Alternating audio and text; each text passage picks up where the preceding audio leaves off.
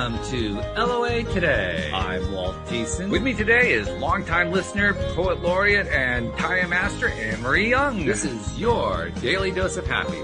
We are so happy you decided to join us today. And Louis D'Souza can't be with us. He's got something else that's kind of gotten in the way, but he'll be back. But Anne-Marie, hey, we got David Strickel back here in the house today. Isn't that exciting? It's very exciting. Good to see you. It's really good. Just catching up and finding out what's going on in the world of Taya and the world of David Strickel, which in and of itself is a whole novel right there. But I mean, both things combined together is really cool. Well, I hope it's not a tragedy. We've both been through kind of novelish type stuff in the last year or so. So, you know, That's it's not true. all that far off base, really, to say that. But how are you doing, our friend? Good.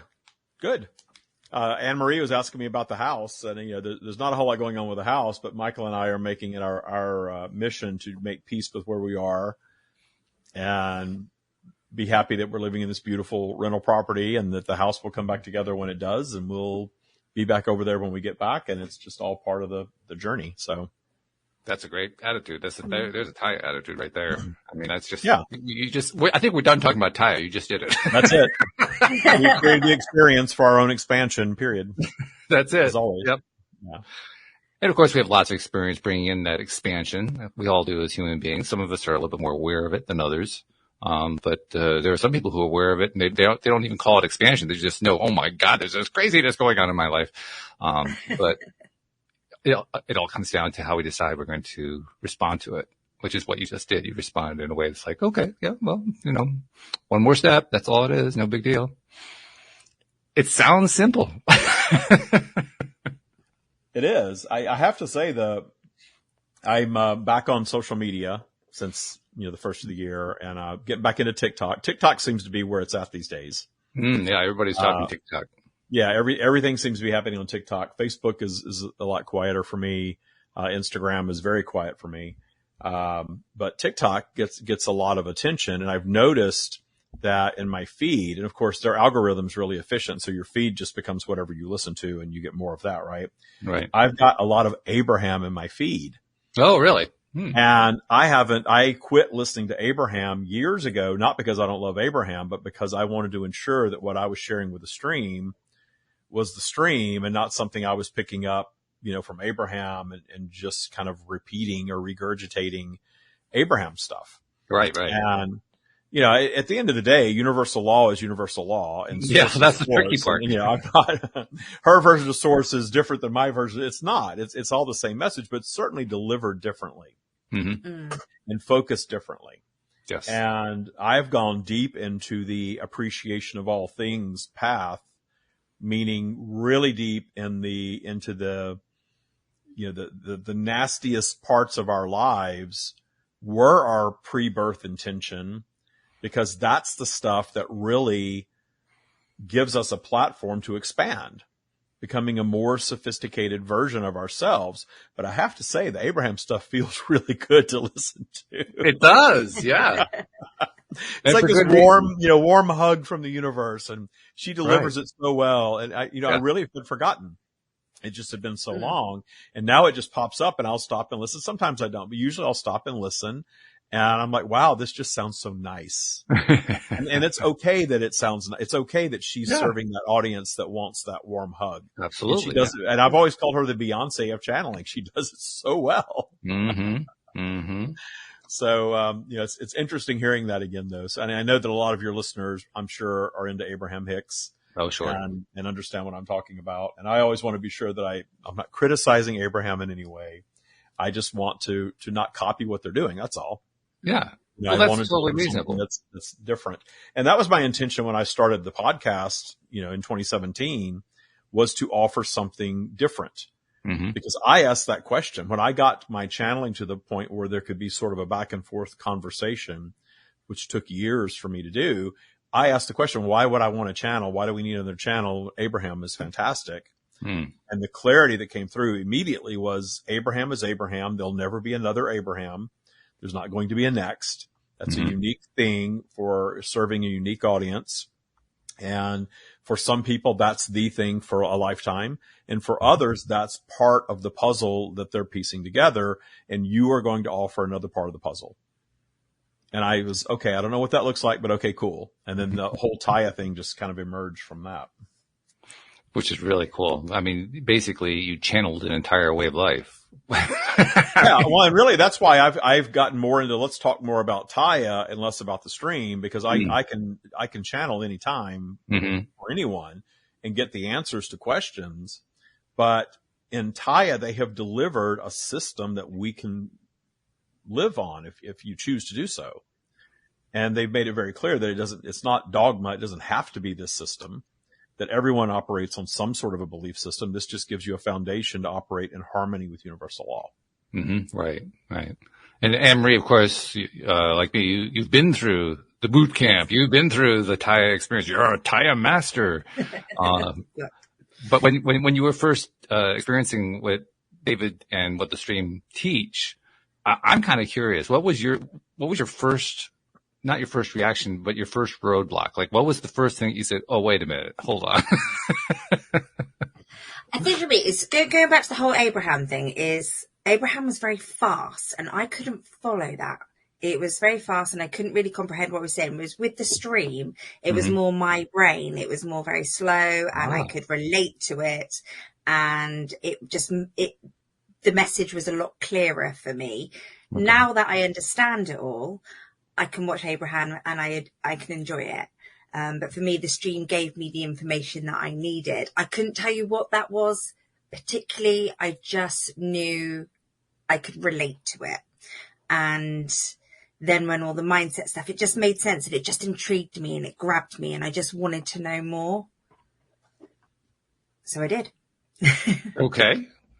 So, well, I mean, that's a fabulous story. I love that. I guess what I was getting at is, did you find when you were first encountering the stream teaching, David's teaching, that you had points there that you had to wrestle with?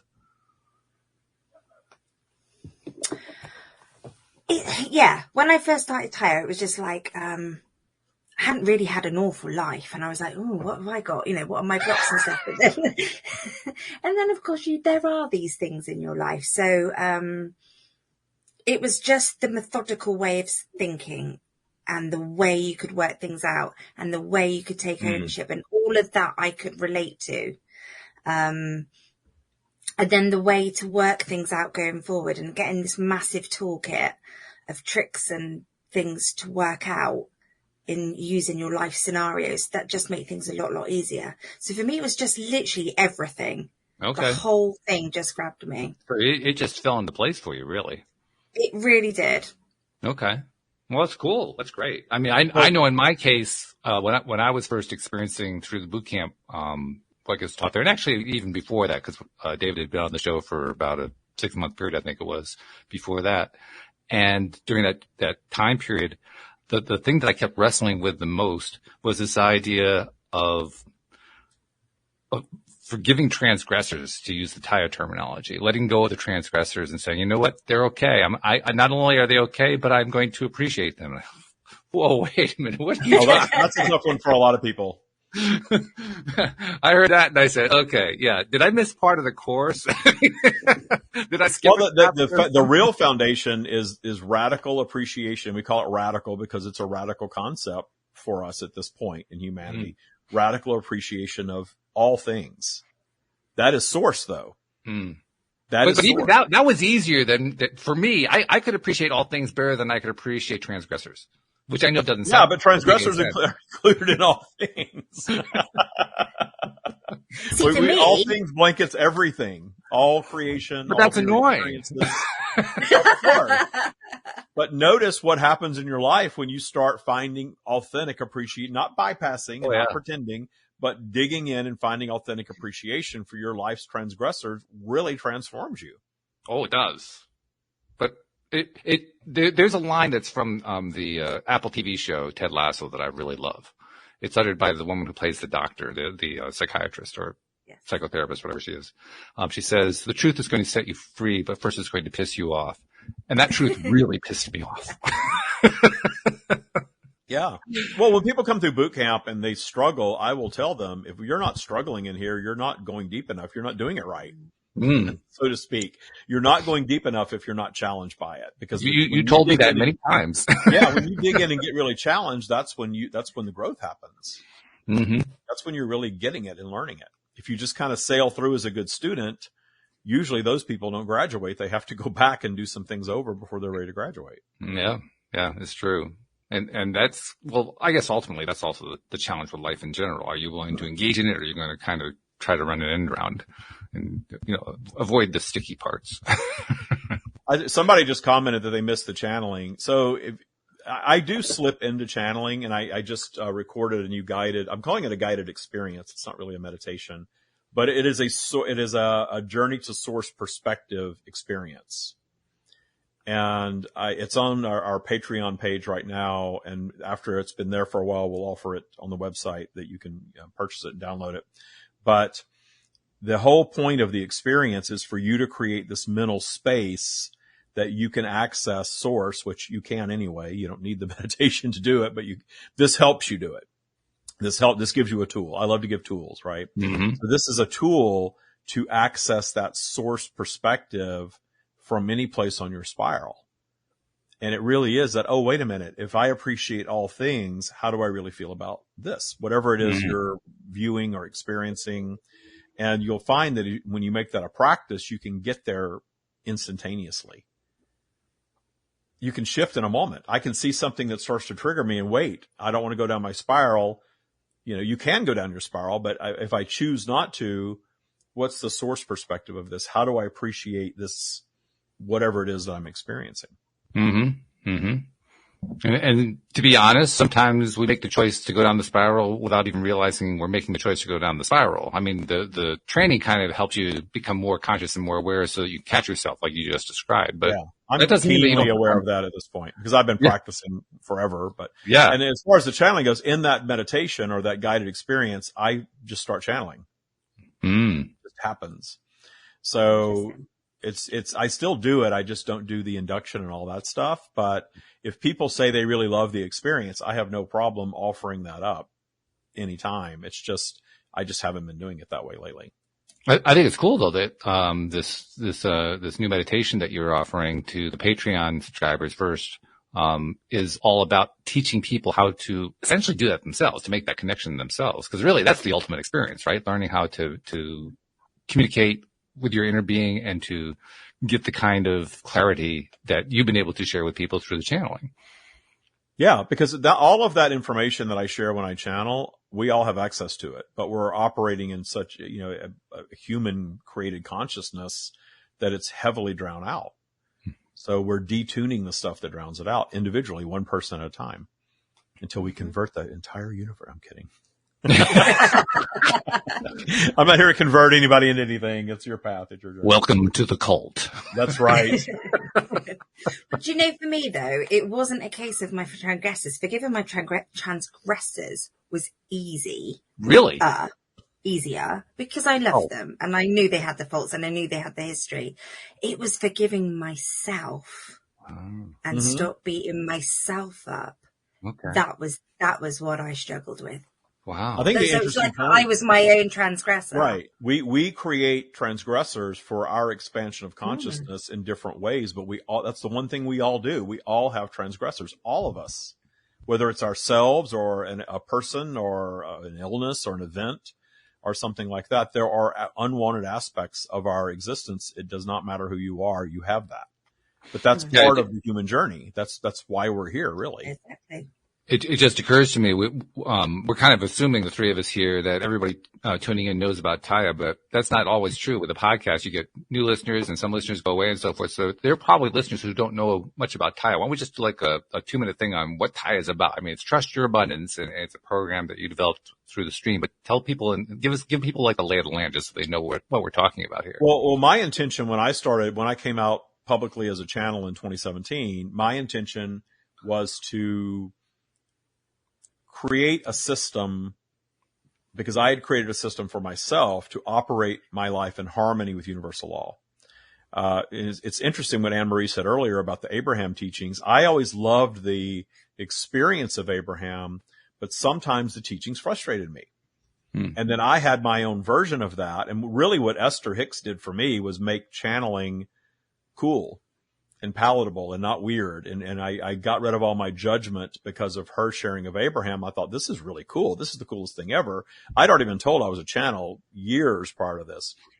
And so she made that really cool. So I had this intention that for me, some of these teachings aren't going deep enough. And it's sort of more about raising your vibration and loving everything, which is true. That's a good thing. That's going to make your life better. But what about the crap that bogs us down? I had a lot of that going on for myself, and I had to create a system to solve that for myself.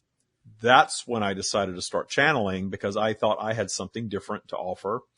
And my intention was to teach it to people in a way that they could get it and make it their way of life. Then Taya happened naturally after that.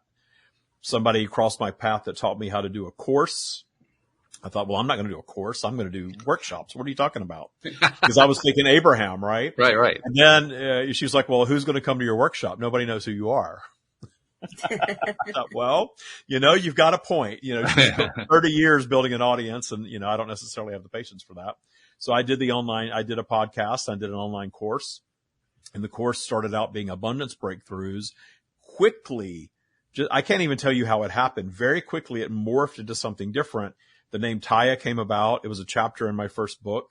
And then the course turned into the 4 pillars. And it was like it was waiting to be created. And I just had to step into the readiness to share it. And then since then, it's just taken on its own life and its own thing. The thing that we've done that's unique, though, is we've created 4 pillars, and I'm making it very, very clear that Taya will only be the 4 pillars. And tell people what the 4 pillars are, because again, we know, but they don't know. So. Appreciation, which is, you mentioned forgiveness all the way to full-blown appreciation. Polarity, which is the study of the energetic flow that causes our vibe to go up and down no matter what. We're not curing or solving polarity.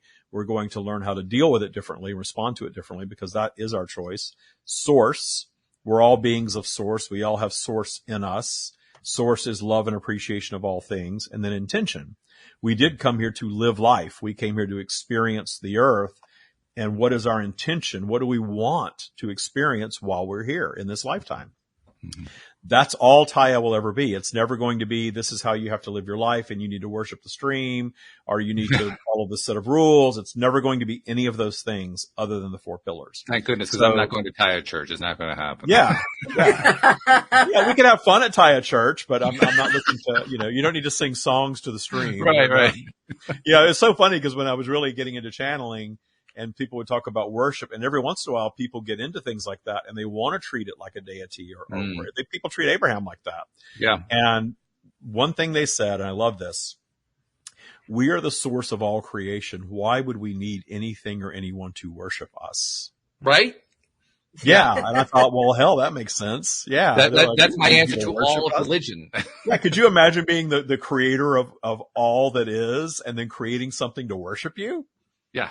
That's some crazy human insecurity ego thing. That's not some, source of all creation thing, of course. Yeah. So it makes perfect sense to me. The way I used to phrase it is if God is all powerful, why does he need worshipers? Or obedience. Or obedience. Well, or allow the negative stuff. When we're thinking of a God like that, people inevitably are going to say, well, you have starvation, you have war, you have people creating just horrible atrocities. How can there be a God?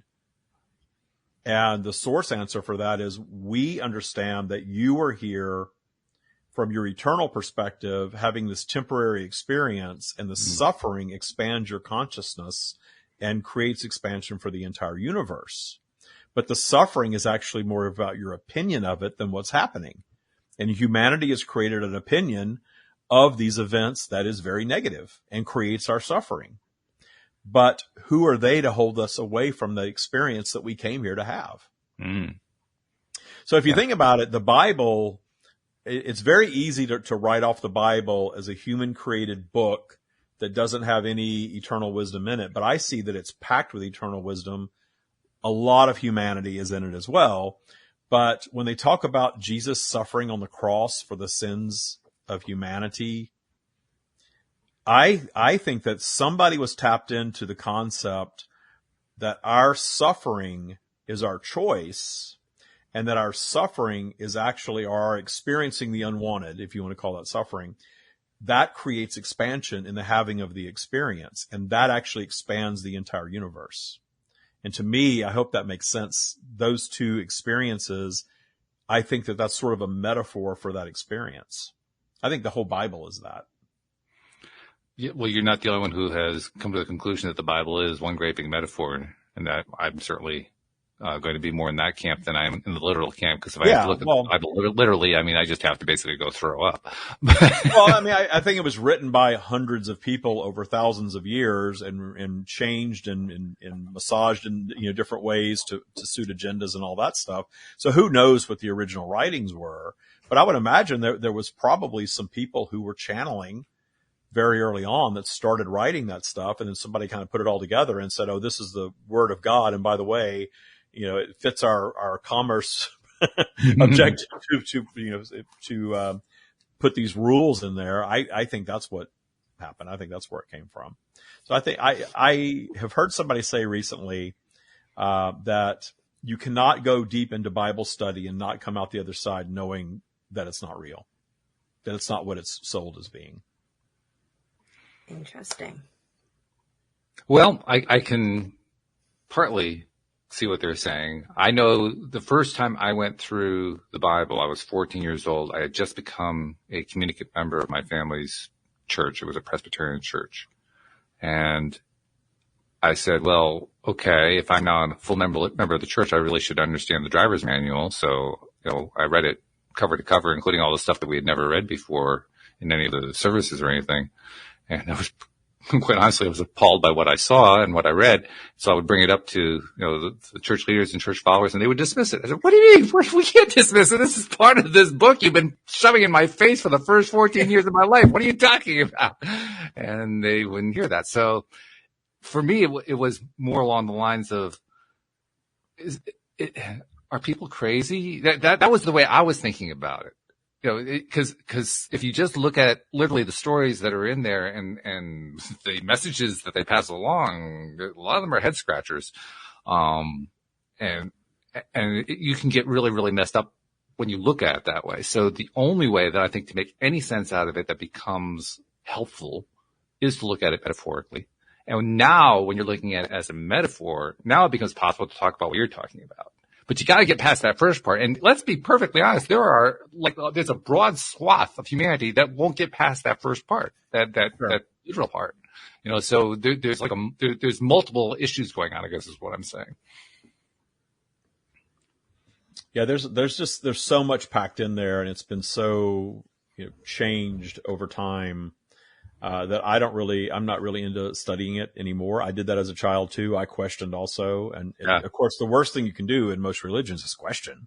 Yeah, God help you, right? That was my biggest issue right there. I'm like, okay, if this is so pure and so real, we're not even allowed to ponder, or talk about it or question it. We're just supposed to obey.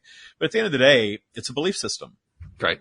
And I believe that it's a belief system that people are choosing not to question because it's sort of this ready-made. In a lot of cases, it's a social club. I know in my hometown, if you're not a Baptist or Methodist, what are you doing? That's right. What there is to do there. Yeah. And people ask you right away when you're new in town, where do you go to church? Mm-hmm. And they invite you to church and do all that stuff. That's how it's really set up. Right. So I think it's maybe useful if you're raising children, if you want to give them a set of rules that you don't follow, but you want your kids to.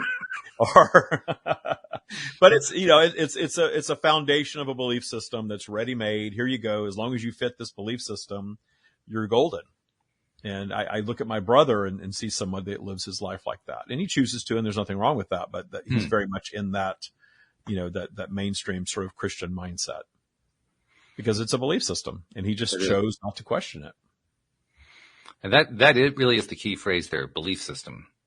Because literally anything that we talk about when we're talking about spirituality, ultimate questions, all that kind of thing, you're talking about a belief system. Taya is a belief system. It's a chosen belief system without rules and punishment and worship and all that stuff, but it is because we're not going to escape a belief system.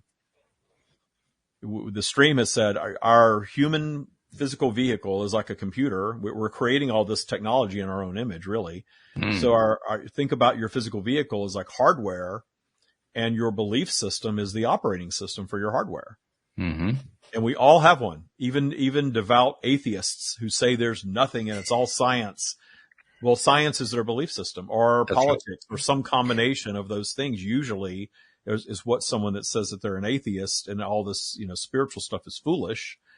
Well, then they're turning around and giving all their power to who's in the White House, or who the, leader of their country is, or, what's going on with science and climate change, and they make something else their God. And again, there's nothing wrong with that. I think it takes a spectrum of belief systems to create humanity. But this is a chosen belief system rooted in universal law, stripped of all of those human egocentric laws. Yeah, I mean, I'm biased in favor of it, so I'm not going to sit here and try to pick it apart. Well, if somebody, go ahead, Anne-Marie, I'm sorry. No, I was just going to say, but if you go on and just listen to various people who've never met and probably never listened to each other, they're saying the same thing. Exactly the same thing, maybe in different ways, but it's the same thing. Yeah, it's like you said earlier, most of us want to be happy and abundant, right? Or whatever our version of abundance is. We want to experience the things that we want to experience while we're here, and we would like to do it peacefully. And it seems like the more you turn up the volume on fear, the less peaceful it becomes, because the more you're starting to believe that someone else's version of abundance is somehow a threat to yours. And as you pointed out earlier, we're all we're all channelers. We may not realize that we're channelers, but we're channeling anyway. That, which, by the way, is kind of akin to a feeling I had for the longest time when I was studying Abraham, which was I finally realized from their teaching that there was a steering wheel in front of me and that I was responsible for turning it. It was the first time I was aware that there was a steering wheel there. And after I became aware that there was a steering wheel, I also became aware of just how many of us were not aware that there was a steering wheel. So we've had the car has been under our control all this time. We've had the responsibility because we're sitting in the driver's seat and we don't know. Most of us are just like floating down the highway, hoping that the car stays straight and that the gods of the engine keep us going right. Isn't it funny though that is branded as spirituality? Yeah, right. And there's a whole other side of spirituality where it's like, I need you to read my cards. I need you to tell me what's next in my life. I need my guides to tell me what to do next. Again, nothing wrong with that. Nothing wrong with any of these belief systems, but they're so opposite, yet they're both branded as the same thing. And I don't really care at the end of the day, but it's funny when I just launched a second podcast. We have the Taya Practice podcast now. Yeah. We have the Stream of David. I'm going to plug myself here. The Stream of David podcast and the Taya Practice podcast, 2 separate podcasts each week. And in setting that one up, it had been a long time since I set up a podcast. I forgot that you have to pick your categories. And which, like LOA Today, what is your category on Apple Podcast? Do you remember? I don't remember. I mean, because I know there's nothing that it fits into. Because it's not really spirituality. But spirituality is one of the ones I picked. I think there's 3 of them that you get to pick. Spirituality because it's like, okay, these are the people that love the out there ideas. Yeah. And that's my crowd for sure. So I'll pick that. But I'm not the same thing as the astrologer that's saying this is what's going to happen in your life. I'm saying, no, what's going to happen in your life is what you create. Now, where I do like astrology is this whole vibrational flow that we talk about all the time. I think astrology is really the study of that. I'm just saying, hey, you're going to have vibrational flow. You're not curing that. That's really what astrology is. But don't let someone else tell you what your life's going to be, because how you react to your up and down flow is completely up to you. You have the steering wheel, like you said. Unless you like going without the steering wheel. Yeah. Unless you like the idea of if you love astrology, that's the place for you. The last thing I would want to see happen is a whole world of zombies just being Thaists. Yeah. I would probably be broadcasting from my yacht right now if that were the case. But, in reality, I don't believe in that. I think it takes Christians and Buddhists and people that are into, and I love people that are anything magical. I think that's a journey. Anytime you're sort of stepping out of the mainstream and exploring things that are more magical, because I think the universe is so much more magical. and that humanity, we've created this matrix where we want to shut all that down. Oh, no, 3D reality. You've got to, trust science. You've got to and I'm not anti-science, but I do think that people are not thinking about the fact that scientists are dreamers, but they want confirmation. That's what makes them a scientist, but they believe there's something that can be proven, or they wouldn't waste time trying to prove things. Okay. Or at least to find evidence for things. That's something that my cousin by marriage once pointed out to me, and that is science doesn't actually prove anything. Science is an evidence-gathering enterprise. Yeah, until that evidence is overcome by other evidence, and suddenly it's a theory again, right? Yeah, right. Sure. But I guess the other part that is fascinating to me, and you were just touching on it, is this idea that we are all, in our different ways, what we're generically calling spiritual, but we're really people who are trying to decide to what degree do we want to take control of our own lives? To what degree do we want to take control of that steering wheel? To what degree do we want to... There's nothing wrong with letting go and trusting God, if that's what you believe in, or trusting the astrologer if that's what you're into, or going to the tarot card reader. I've done all that stuff. I've experienced all of those things. I have looked for answers outside myself. I've looked for guidance. I have, communed with what I thought were guides, and then later come to realize it was my own ego. Yeah. Well, hey, it's whatever works for you.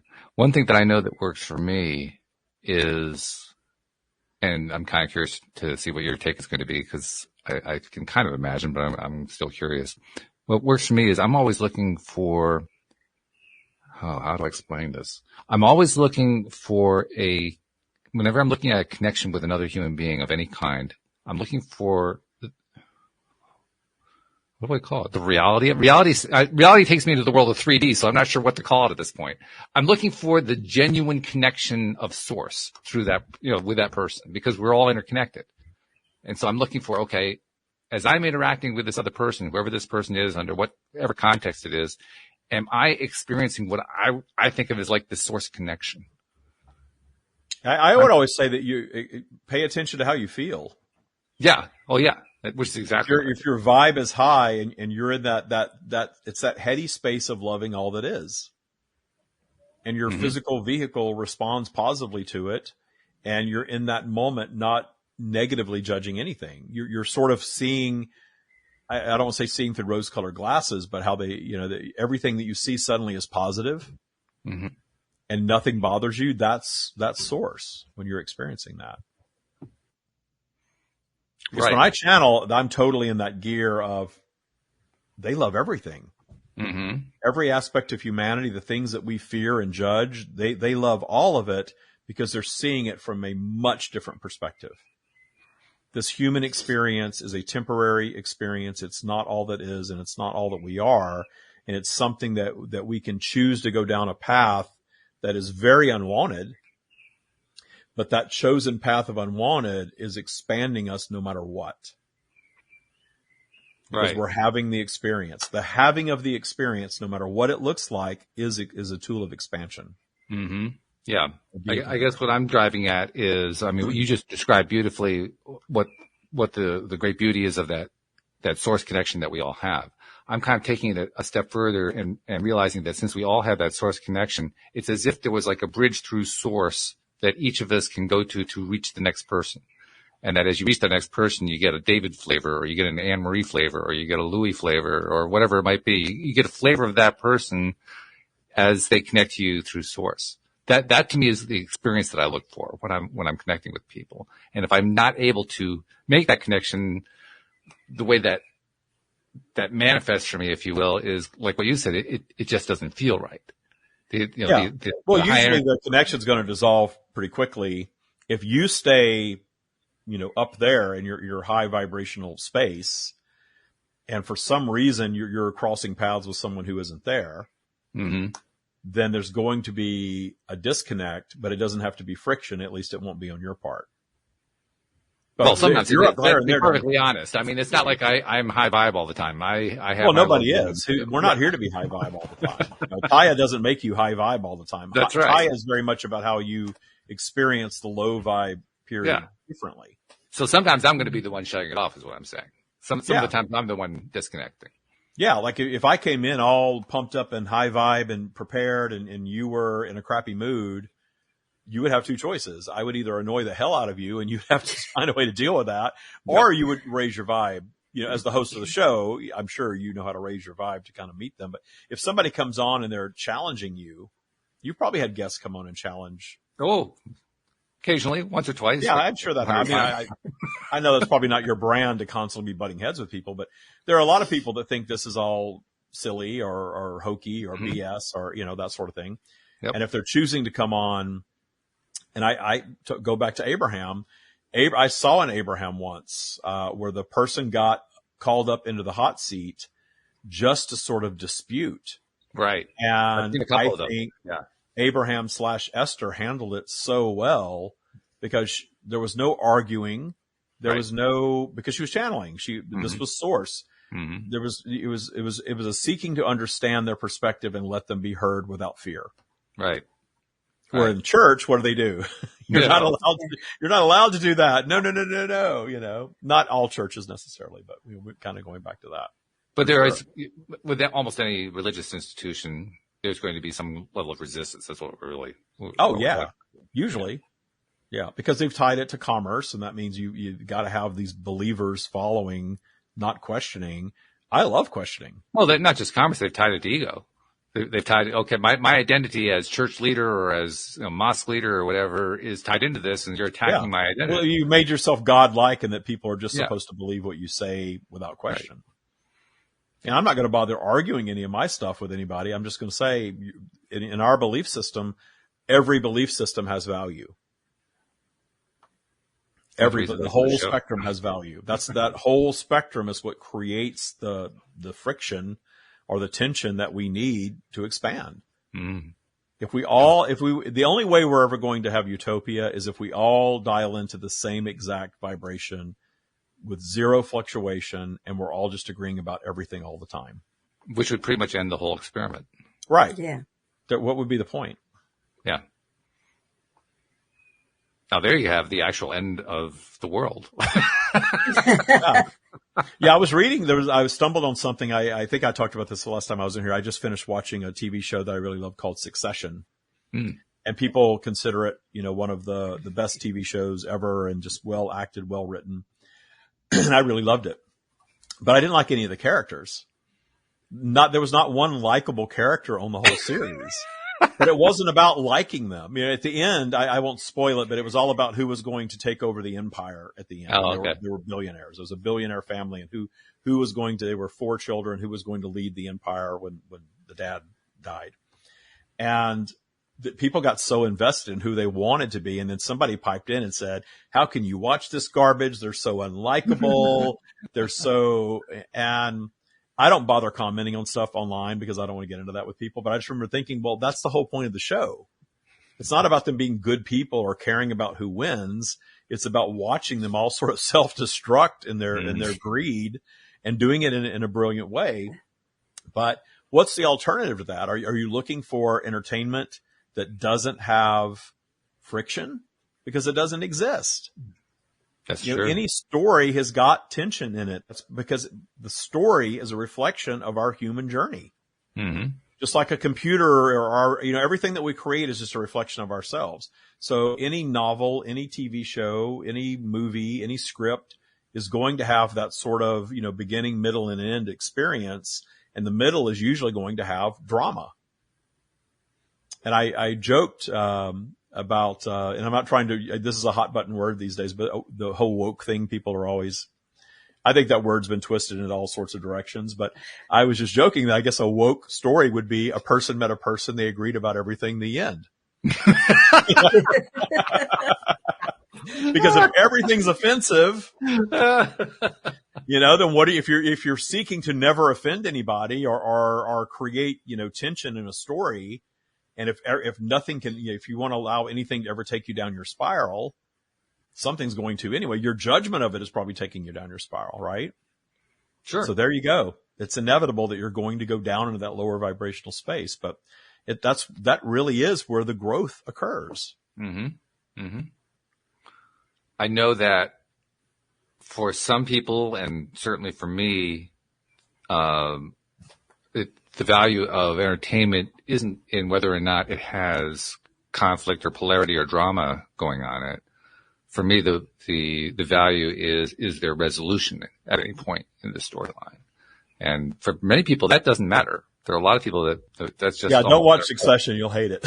Yeah. I kind of gathered that from the way you described it. It's not on my top. I was going to say, don't go looking for that. I understand that. And it's nice. It is nice when it kind of comes together at the end. But if it's, if it's so well done and it's so entertaining in the process, the conclusion doesn't mean a lot to me. And that's true for a lot of people. For a lot of people, whether or not there's resolution really is not the point at all. So remember The Sopranos when it just went black and nobody knew what the real ending was, and it was sort of like, hey, use your imagination, let it be what you want it to be. I thought that was cool. Anne Marie's like, I didn't watch too much television in the United States. Yeah, I don't know these programs. I just go back to Ted Lasso. That's what I watched and loved because it was just nice and happy. It was, yeah. It had its own drama, although it was kind of a quirky kind, but that was all right. But for me, actually, if I really want to be entertained by drama, I don't bother with entertainment. I just look at the world. Turn on the news. Put the news on. Look at what's going on anywhere. I mean, there's plenty of drama going on. There's no lack of it. I find that the news though is so predictable because it's how everybody's going to react and not so much the news, not so much. Well, the news, you can go to the news, but I just look at anything in life where there's people, which is everything. That's part of the reason why I do this podcast, because I get to meet so many different kinds of interesting people with, interesting backgrounds and storylines and so forth. But to me, those are, if you're going to be entertained by drama, that to me is the best place to look.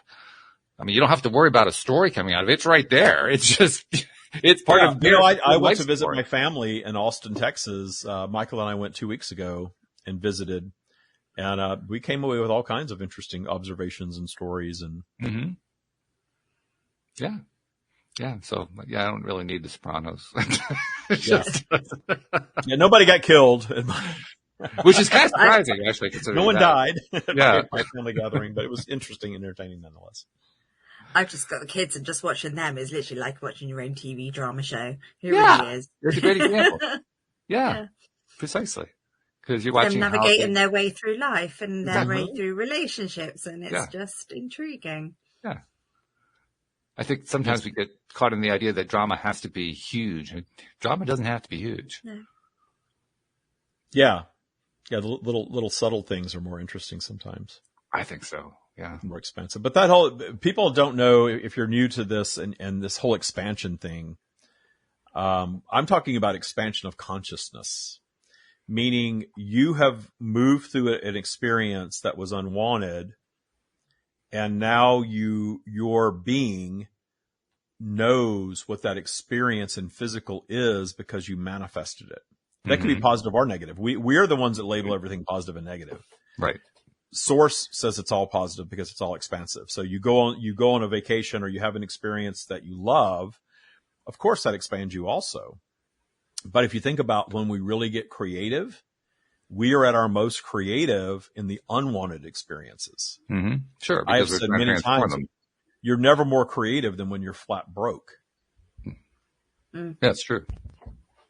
If you've ever found yourself, and I honestly, I feel bad for people that were born into money and trust funds and things that have never known. Like I have a half sister whose mother had money and and so she had a very different childhood. I talked about this a lot. Right. Very different childhood than I had. And she's 47 years old today. She has never known one day in her life, never wondered where her rent was coming from or her next meal. She's never had to think that, not a day in her life. Yeah. And can't relate to that at all. Mm-hmm. And I look at the times where I was, my bank account was negative and I'd gone through all the money in my house, and I'm thinking, gosh, how am I going to feed myself and the dog? How am I going to do that? I had to get really, really creative. You have to get creative. And I look back at those experiences now in such deep appreciation that I created it. Mm-hmm. I manifested the experience of being broke, making a lot of money, being broke again, and that up and down experience. I love that. I love that. And if I never experience being broke again, I'm okay. I know what it's like. You never done that, got the t-shirt. I checked off that box. It's okay. But there are other things, that I know I have not experienced yet that I can't relate to. And then once I have that experience, I always look back in appreciation that, wow, I know what that means now. I'm a more sophisticated version of me because I had the unwanted experience. That's why I don't suffer in things the way that I used to. That's why when the house burned down, I didn't sit there, oh, why me? This is terrible. It literally was like, okay, this is what we're doing now. Yeah. So just learning to meet those experiences in instant appreciation because you understand, A, I created it, and B, this is an expansive journey for me. Mm-hmm. Yeah. It's a very different way to live life. It is. It's a very powerful way to live life. It's also a very responsible way to live life in the sense that you really can't get away from your own responsibility with this practice, this philosophy. What do you call this anyway? You said it's not spirituality. What do you call it? We know what it is. What is it? I call it a mindset practice. Mindset practice. Okay. It's a belief system. Yeah. Yeah. Yeah. And you could call it, we talk about source. That's pretty damn spiritual, right? To talk about source. Yep. So that's my version of spirituality, is that source is a consciousness of all creation.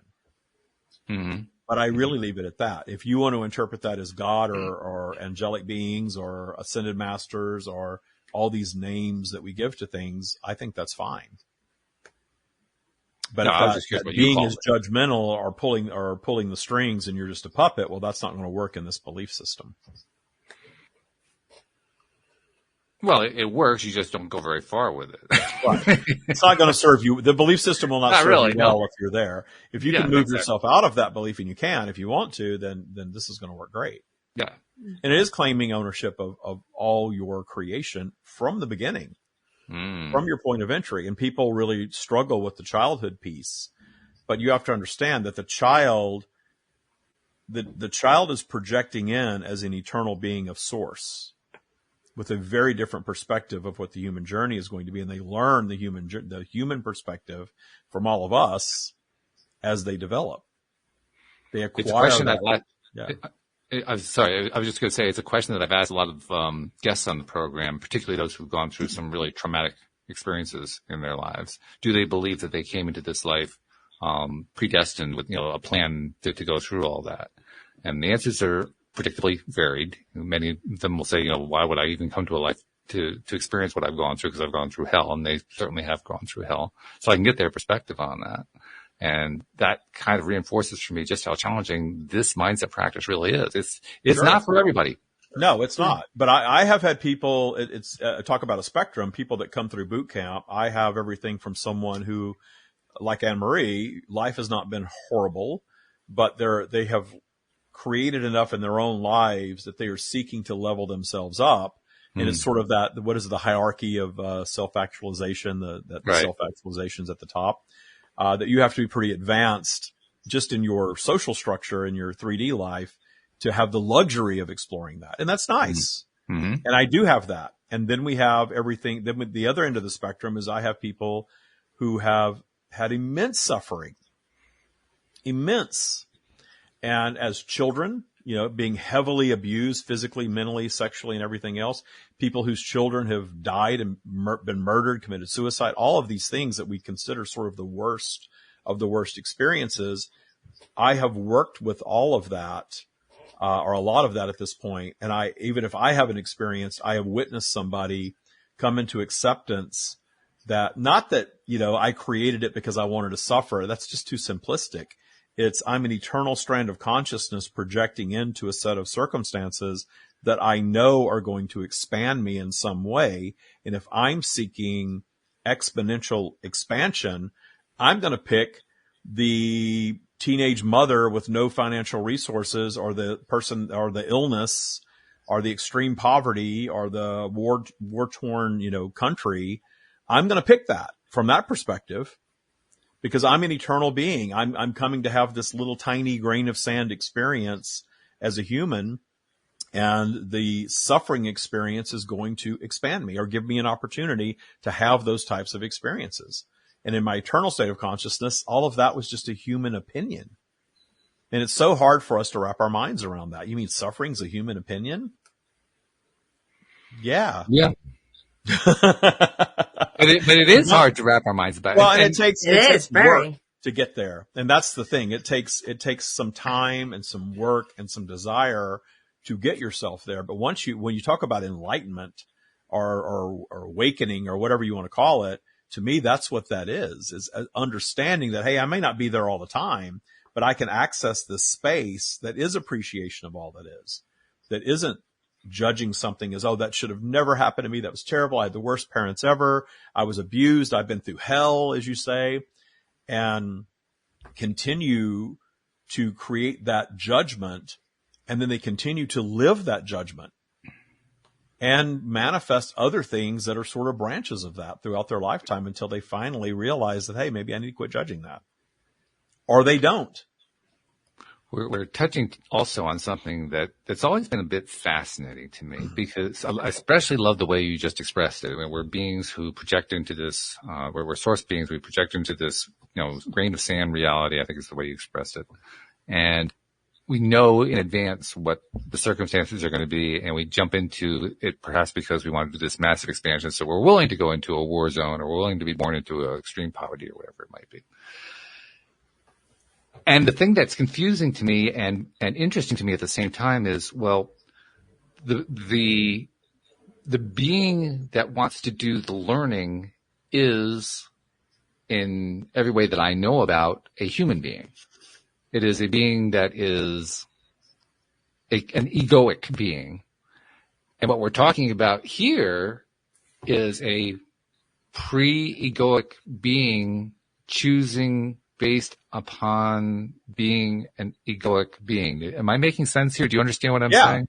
Well, it's sort of like, the whole red pill, blue pill thing. I don't remember which is which. Yeah. So you're this eternal consciousness, and the experience is, I'm going to project into being a human being. I'm going to forget all this eternal stuff so that I can have a human experience. That human experience is going to include things that I like and things that I don't like. And I want to move the needle a little more in my expansion of consciousness. So I'm going to choose something a little worse. So I don't think that somebody comes in and says the abuse experience or being aborted or whatever, is something that I'm choosing specifically. It's I'm choosing a vibration that is going to cause more unwanted experiences somehow. So I'm going to project into this ego. Mm-hmm. And when I'm born, I'm not going to have all those judgments, but I'm going to start experiencing 3D life even before I'm born. And I'm going to start responding from a human perspective. And I'm going to start learning how to be a human being by having these experiences. But we all know that we ultimately choose from the beginning how we respond. And right. Two different infants can respond very differently to the same set of circumstances. Yes. And what is that? Why is that? And so they are choosing to have different. We talk about two siblings all the time that grow up in the same household with the same circumstances and end up being very different people. Right. Because we have all of this discernment of preference, and that is our ego. But I think humanity has sort of overdeveloped the ego. I think religion has really served to overdevelop the ego, because it separates us from what source truly is. Mm-hmm. It rebrands source as something else, and then we're operating more in ego, and that really drowns out source.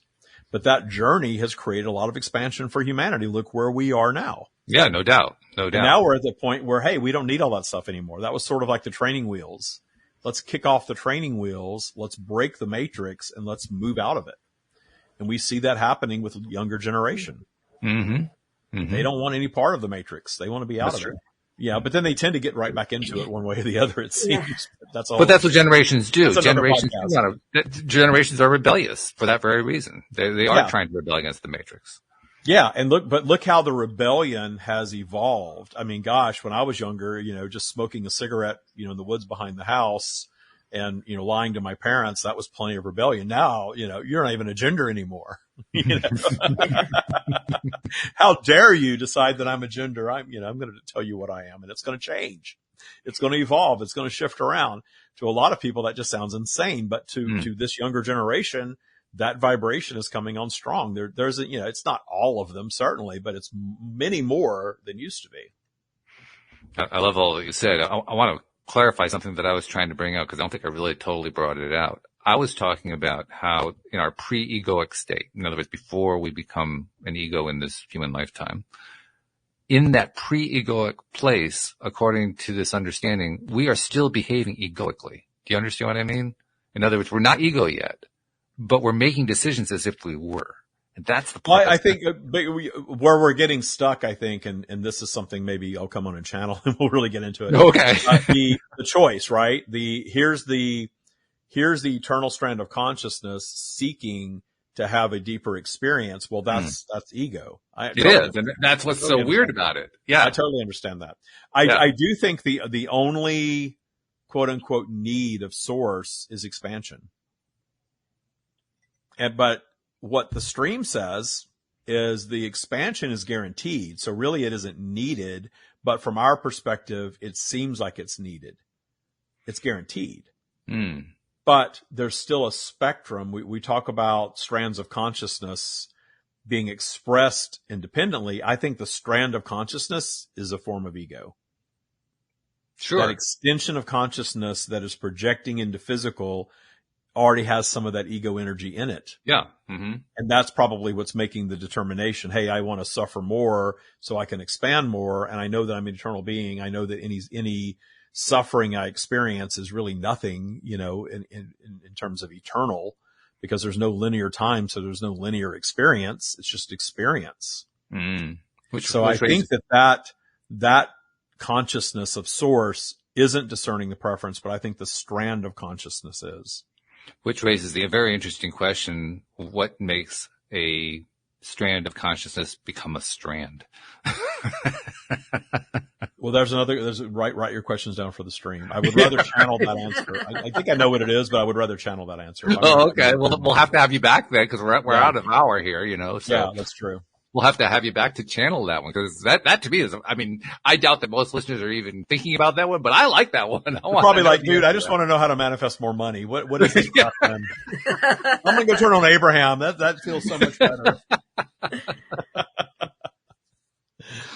Hey, what can I say? I love the more esoteric stuff. I always have. That's just part of it. Oh, I do too. I like to go deep and weird and, definitely do because that's to me, but I also love to pull it back into 3D. Let's have fun with it. Yeah. It doesn't have to be so mystical and spooky. It really doesn't. We make it that way. Yeah. And after all, when you really come down to, this is one of the things I loved about, Richard Bach. I don't know if you've read any of Richard Bach's work, but, he wrote a number of books, including one of my favorites, Louis de Souza's favorite too, called Illusions. And he basically broke down human existence to two things, learning and having fun. And, that's not a bad, right? Yeah. That's really not a bad description because that's pretty much what it is. Up the spiral is your fun and down the spiral is your learning. Yeah. Yeah. And then when you learn, you go back up the spiral. Yeah. Oh, I figured that out. Oh, I solved that problem. Oh, I moved, and that experience is over now. Any appreciation that you have for the negative experience sends you back up into high vibration, which is fun. Right. Yeah. Yeah. So have more fun and learn while you're doing it. Welcome to Planet Earth. Hey, David, as usual, this has been fun. Thank you so much for joining us once again. And we do have you, Anne-Marie. Yeah. Say again, sorry. I said it was great seeing you. We haven't communicated directly in a while. No, it's been great. I've loved listening to you two going on. It was brilliant. Going really deep into it, but yeah, it was great to see you, David. Thank you for coming on. We always have fun. Thanks for having me, as always. Always fun. Yeah, because then we just kind of do these deep dives. But let's definitely have you back to bring the stream with you to answer that question about what does make a strand of consciousness decide to become a strand. I'm going to forget all about it because I want to transfer. Okay, all right. Yeah, we want to keep it pure, no doubt. So thank you all very much. Thank you, Anne-Marie, as usual, because I love your, you do like to listen, I know, but when you come up with what you're going to say, you are always right on pitch. It's perfect. So I appreciate that as well. And thank you to our podcast. I just like learning. Well, yeah. She just summarized the whole show right there. That's it. Just did it. So thank you much. Thank you to podcast listeners everywhere. We'll see you all next time here on LOA Today. Goodbye, everybody. Bye.